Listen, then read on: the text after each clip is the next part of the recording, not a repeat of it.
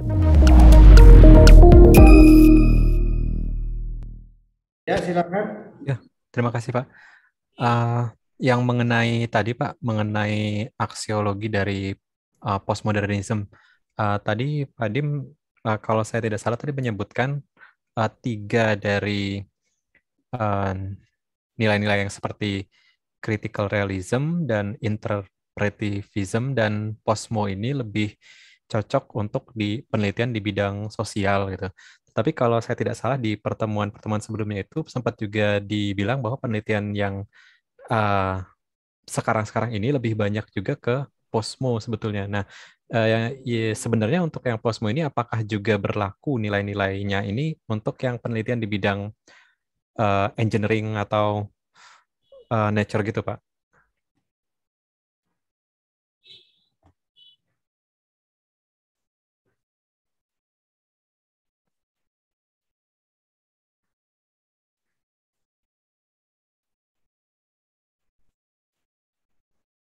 Ya, iya Mas. Jadi misalnya gini, contohnya gini. Ini kelihatan ya. Iya, kelihatan, Pak. Genos itu misalnya kan termasuk penelitian big data sejenis mesin learning untuk mendeteksi COVID ya. Betul nggak? Maksudnya, Pak, penelitian. Genos. Ini saya Oh, memberi ya. contoh langsung. Oke, oke. Genos. Iya, Pak. Genos itu kan semacam swab antigen itu ya. Oh, iya. Baik, Ini Pak. sangat erat dengan power relation ya. Ya betul. Jadi gini, Posmo itu basically kan memang kalau penelitiannya itu lebih dekat ke hal-hal yang sifatnya sosial. Lebih dekat tuh artinya tidak 01 Pak Kemas ya. Oh, iya, Yang iya betul. engineering itu sekarang sangat sulit kita meneliti apapun dalam kaitan sama desain yang nggak punya aspek sosial. Sebutkan saja, hampir nggak ada. Jadi Hmm, mau nggak mau power relation itu selalu ada. Ya. Nah, kalau mau yang benar-benar mau objektif murni ya, kita harus memikirkan sesuatu yang paling jauh dari persaingan power gitu. Misalnya gini,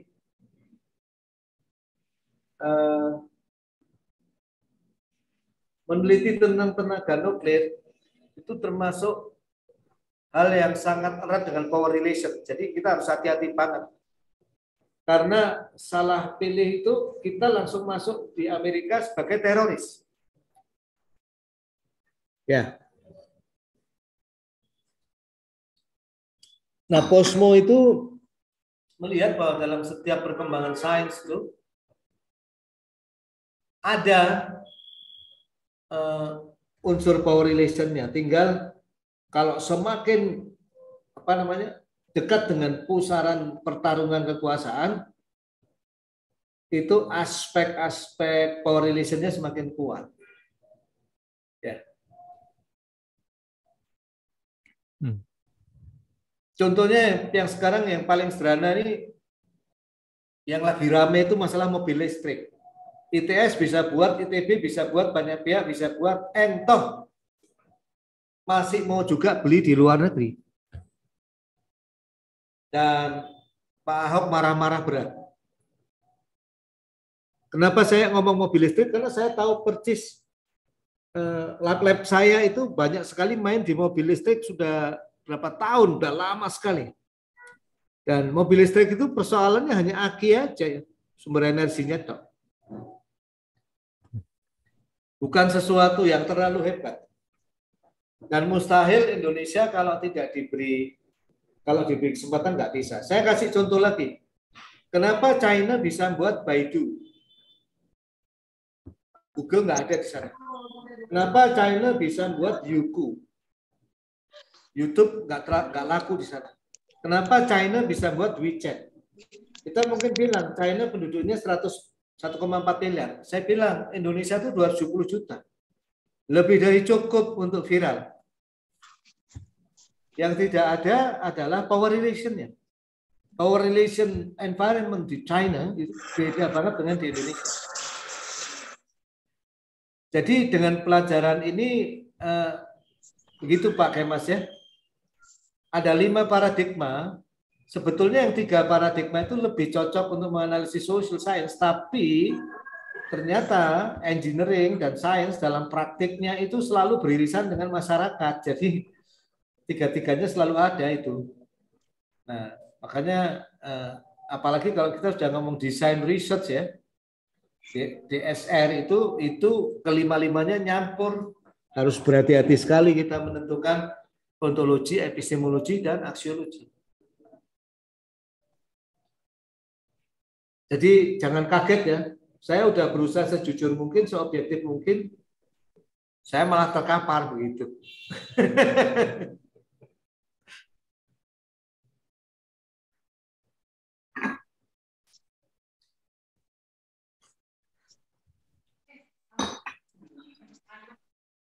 Pak Dim, boleh satu lagi Pak? Ada yang Silakan. masih ragu Pak mengenai yang masih di tabel aksiologi ini Pak. Saya kebetulan melihat ada salah satu tulisan dari senior juga Pak mengenai disertasinya ya. Di dalam proposalnya itu ada bagian aksiologi dari penelitian. Nah ini kalau saya lihat dari kontennya, ini kan sesuai dengan artinya ya, aksiologi berarti mencari nilai dari penelitian itu gitu.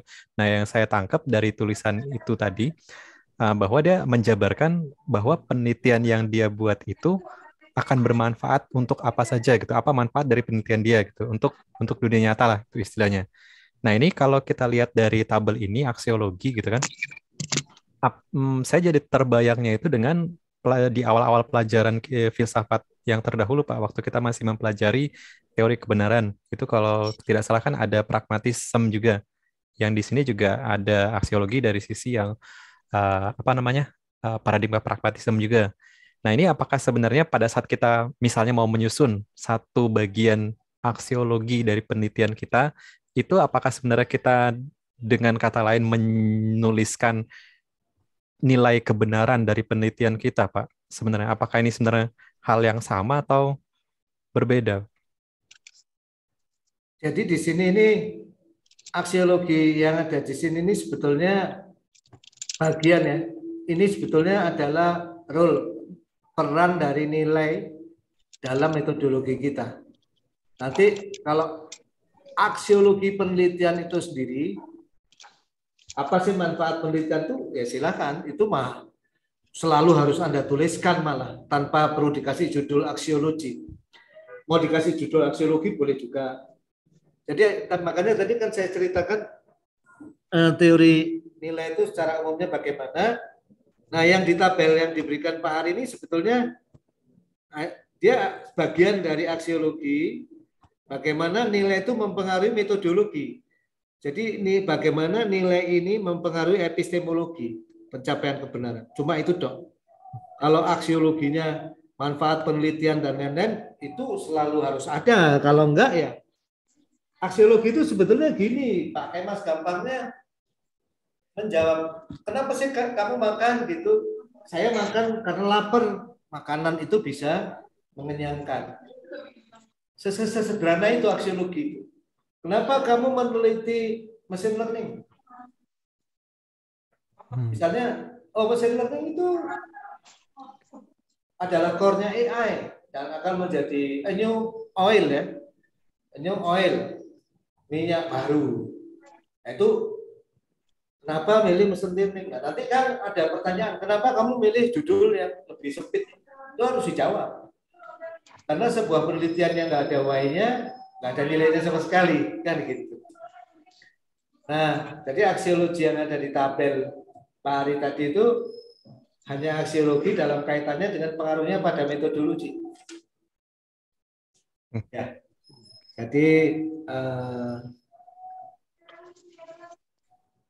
supaya kita tahu apakah sebuah penelitian itu value free, value laden, value bound, atau value constituted yang tadi disebutkan.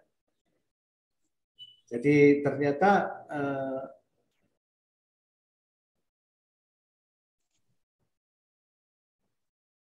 tidak ada, kalau saya boleh ngomong ya, penelitian yang betul-betul value free itu sekarang nyaris nggak ada gitu. Apalagi kita di engineering, kita harus hati-hati banget.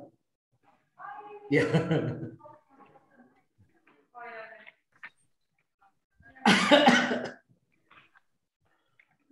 Baik dalam penentuan topiknya, ya.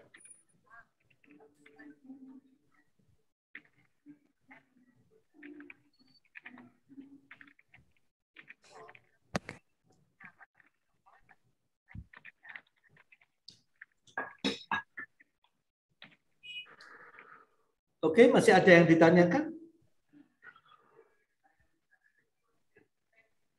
Nah, biasanya sih kalau dalam apa ya, disertasi engineering itu sejauh yang saya tahu agak kurang, nggak terlalu perlu Anda itu ontologi, epistemologi, aksiologi. Nggak, kalau nggak dituntut oleh pembimbing ya nggak usah. Tapi Anda menyadari bahwa dalam setiap langkah itu sebetulnya ada asumsi-asumsi ontologis, aksiologis, dan epistemologi yang Anda ambil.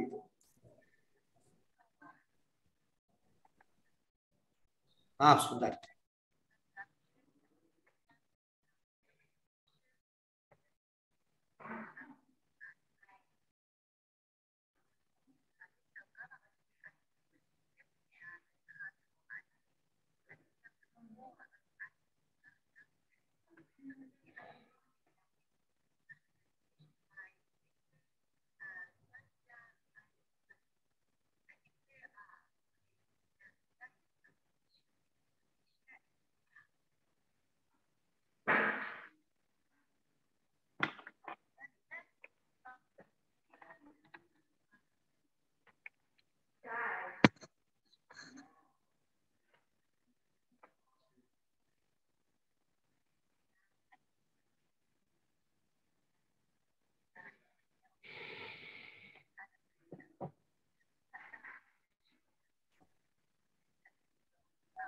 Oke, ada lagi pertanyaan?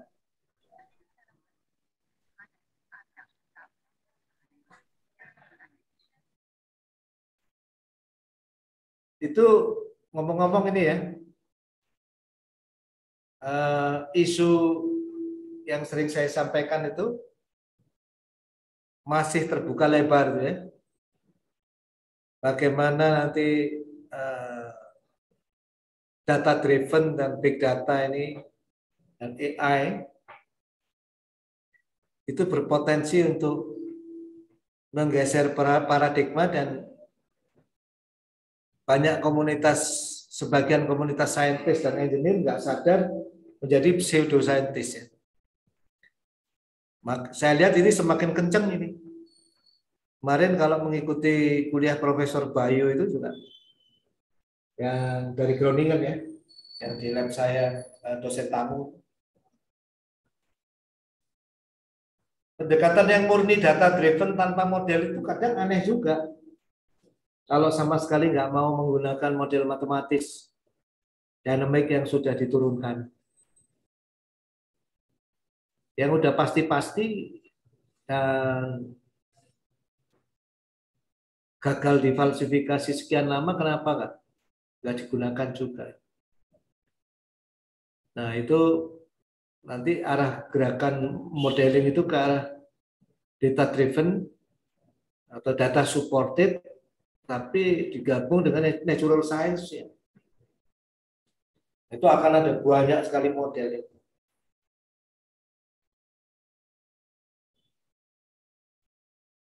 Oke, Bapak, Ibu-Ibu, karena ini kuliah terakhir ya, jadi saya mohon maaf kalau banyak sekali kesalahan selama mengampu mata kuliah ini ya. Mudah-mudahan dengan seluruh keterbatasan saya dan ini masih bisa memberikan yang terbaik untuk Bapak dan Ibu-Ibu untuk bekal hidup ya, untuk bekal sebagai saintis ya, bekal sebagai engineer. Saya berusaha sebaik mungkin untuk berkhidmat pada Bapak-Bapak Ibu semua, karena punya harapan juga mudah-mudahan Bapak Ibu bisa maju dan bisa mendapatkan kemanfaatan dasar berpikir yang cukup kokoh lah ya, cukup corroborated tanpa harus mengklaim bahwa yang kita diskusikan ini benar atau sangat bernilai. Itu saya serahkan pada Bapak-Bapak dan Ibu-Ibu semua ya.